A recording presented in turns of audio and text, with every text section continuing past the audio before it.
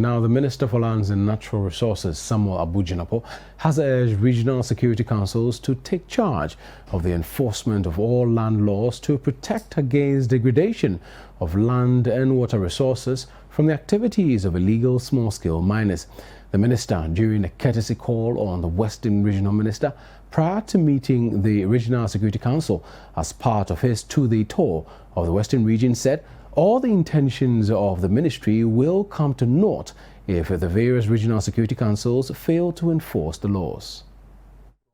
The Lands and Natural Resources Minister was accompanied on the tour of the Western region by the Parliamentary Select Committee on Lands and other sector heads. The tour was to help him familiarize with the staff of lands and forestry commissions and also get first-hand information on issues about land resources, particularly illegal mining.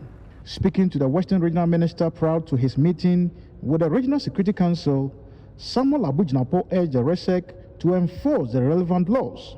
Whatever we do at the Ministry of Lands and Natural Resources remains at the level of policy, at the level of reforms, at the level of directives, but the implementation and or enforcement, particularly the enforcement of the laws, the rules, the directives and regulations relating to the utilization of the lands and natural resources of our country, I've already put it formally to you as Regional Minister, continues to be the mandate of the national security architecture, with the Regional Security Council being at the forefront of the execution of that mandate.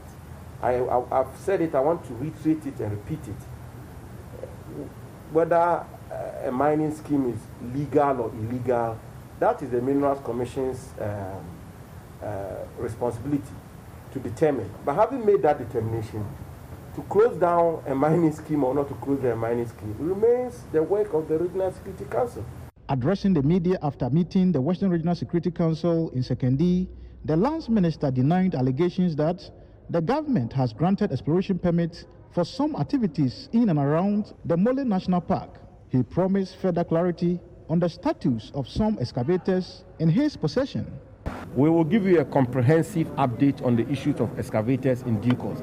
But always remember that there's a whole law with provisions in the law relating to how equipment which are seized, equipment which are used for illegal small-scale mining and which are seized, how they should be dealt with. The law is very elaborate and the law is very clear on that. I intend as minister to be religious in enforcing the law. And so the law relating to the use of equipment for illegal small-scale mining will be enforced to the letter. On my inheritance in relation to excavators, at the right time, I will have an opportunity to update the country fully. The Western Regional Minister, Kwabena Ochodako-Mensah, assured of his commitment to the fight against illegal mining. The Regional Security Council, led by myself, would be working hard to make sure that the President's vision of protecting this country, not only for the next election, but for the next generation, is achieved. We are going to collaborate very more with the Lands and Natural Resource Ministry and the Minister to make sure that these visions of the President are really achieved, both in the Western region, so that we can go beyond it as a country. Samuel Abu Jinapor, who visited the Omanhene of Esikado traditional area, Nana Kwabena Nketiah's palace, pleaded with him and other chiefs to help in the management of land resources from destruction by illegal miners.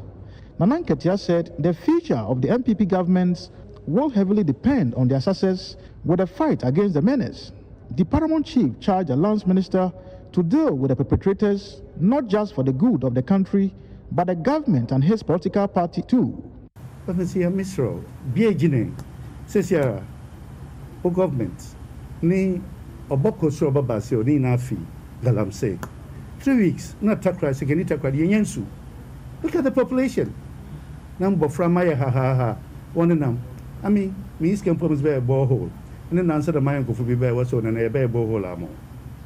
Nanko find over the Mayan Kufa, obey a Damuske, and was I a borehole amo. You know, people sit in the comfort of their homes and forget the struggling masses. They'll be a Galamsey, you're a criminal. He's anti-Ghana. He or she is anti-Ghana.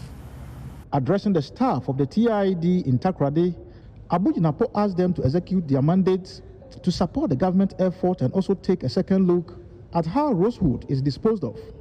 It's about time for us to interrogate how rosewood is disposed when they are confiscated. If the situation, as some people are alleging or as some people are suspecting, that when the wood is confiscated, persons who are behind the trade then find a mechanism and go through the back door to get fronts to buy the wood for them, it will not work. It will continue to be an incentive.